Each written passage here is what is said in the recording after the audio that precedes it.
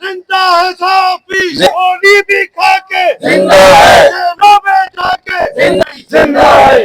दोस्तों, गाड़ियों पे आ रहे थे, उनको एंट्री बंद है, जिसकी हम भरपूर मजम्मत करते हैं।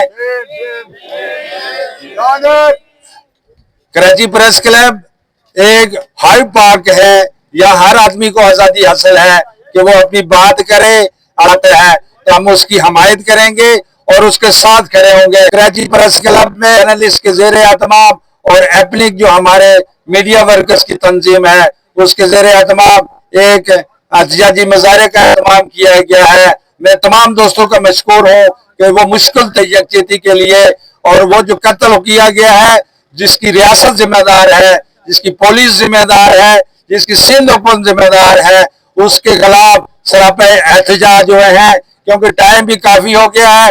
तो मैं इस प्रोग्राम का बाकायदा जो है ना वो इसको शुरू करते हैं। मैं एंकर्स क्लब के हमारे जनाब अख्तर शाहीन रिंद साहब है, मैं उनसे मुल्तमिस हूँ कि वो अपने ख्यालात का इज़हार करें। जनाब अख्तर शाहीन रिंद। बिस्मिल्लाहिर्रहमानिर्रहीम।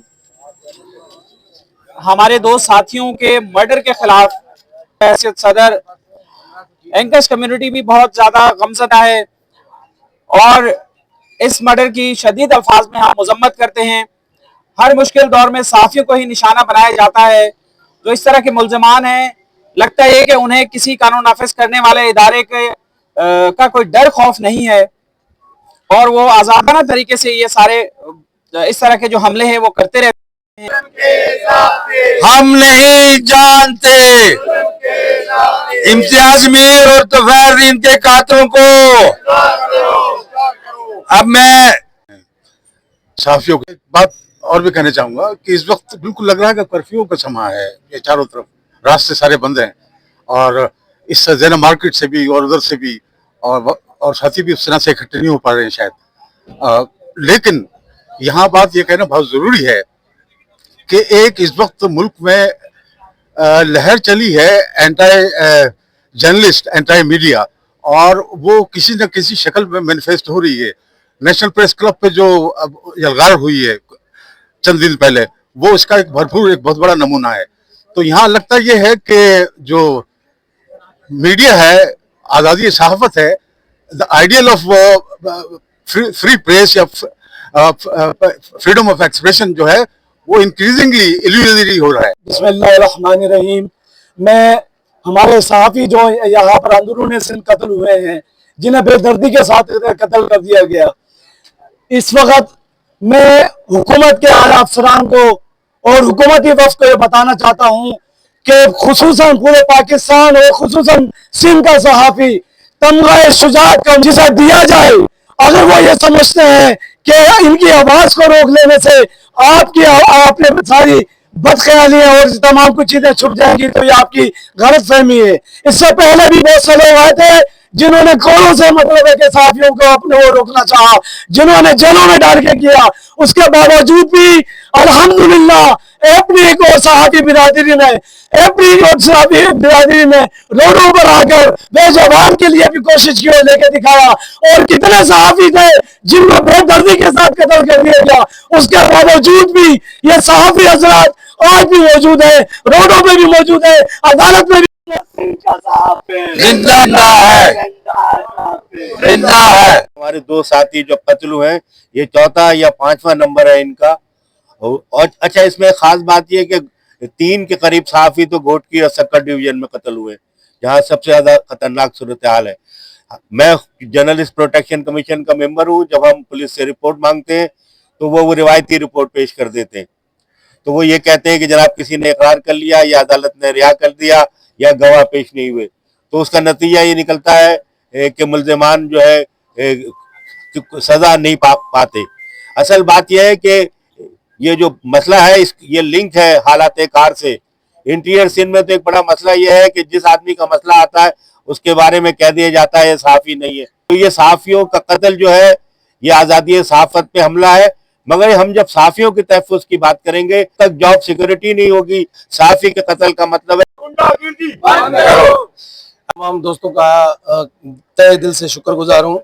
बड़े अफसोस के साथ ये कहना पड़ रहा है कि इतनी बड़ी शहादत हुई, इतना बड़ा अटैक हुआ, आज 19 से 20 दिन गुजर गए हैं, पुलिस की तरफ से कोई कार्रवाई अमल में नहीं लाई गई। सिंध हुकूमत की तरफ से इस मामले को हमें एफआईआर से 90% दूर रखा जा रहा है, हमें कोई हकायक दिखाए नहीं जा रहे। और जो साहब ने खुद नेशनल हॉस्पिटल में नॉमिनेट किए हैं बंदे, उनकी गिरफ्तारी आज 20 इंशाल्लाह इंसाफ जरूर मिलेगा।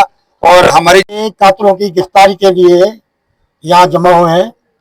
एक लंबी लिस्ट है, एक बड़े अरसे से एक प्लानिंग के तहत जो है वो हमारे सहाफ़ी दोस्तों को शहीद किया जा रहा है।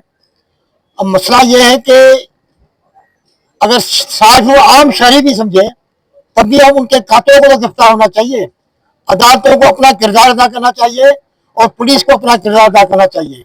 और जब तक ये शफाफ तहकीकात नहीं होगी और जब तक ये मामला क्लियर नहीं होंगे तो यकीनन साथियों के अंदर जो है एक इस तरह की चीज पैदा होगी कि वो सहाफ़ी जो इस मुल्क की खिदमत कर रहे हैं, वो सहाफ़ी जो इदारों पे तनकीद करते हैं और आवाम के लिए रिपोर्टिंग करते हैं, आवाम की खातिर जो है वो मैदान में उतरे हुए हैं और इस मुल्क की खातिर उतरे हुए हैं।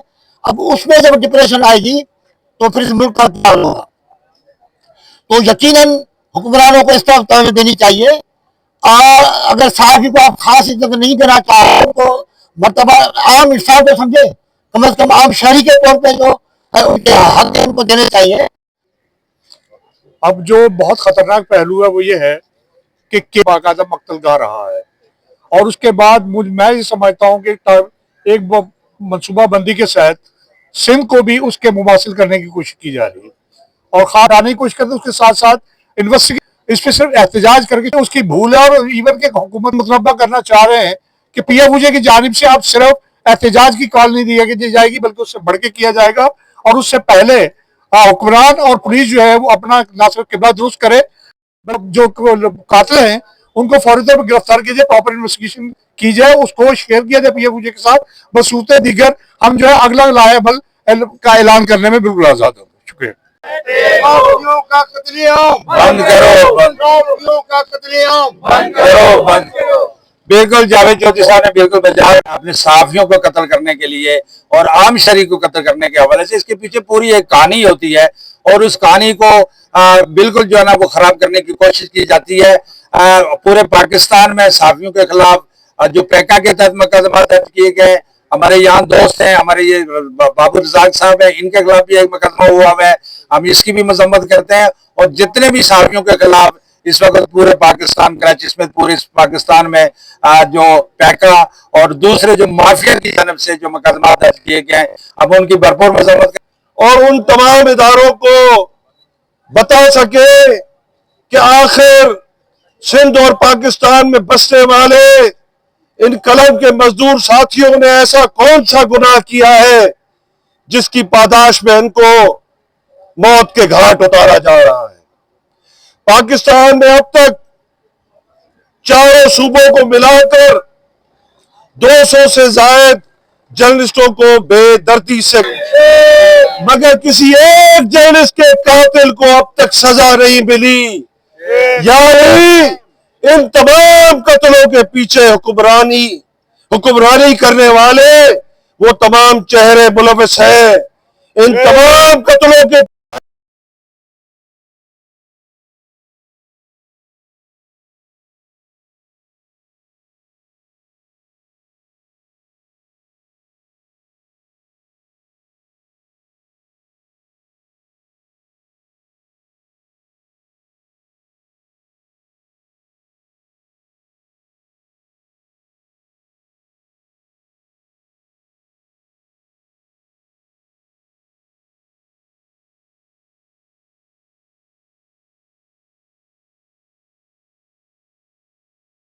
जितने भी हमारे शहीद हुए हैं साथी, हमारे साथी शहीद हुए हैं, उनके कातिलों को और उनके सरपरस्तों को मैंने अभी बोला, जब मुजाहरे में भी बोला कि पूरे पाकिस्तान में और कराची में जितने भी सहाफ़ी हैं और उनके खिलाफ पैका के तहत और कोई जो माफिया है यहाँ की, जो कब्ज़ा माफिया है, ड्रग माफिया है, ये जो है ना वो सहाफ़ियों को उनकी आवाज़ दबाने की कोशिश कर रहे हैं।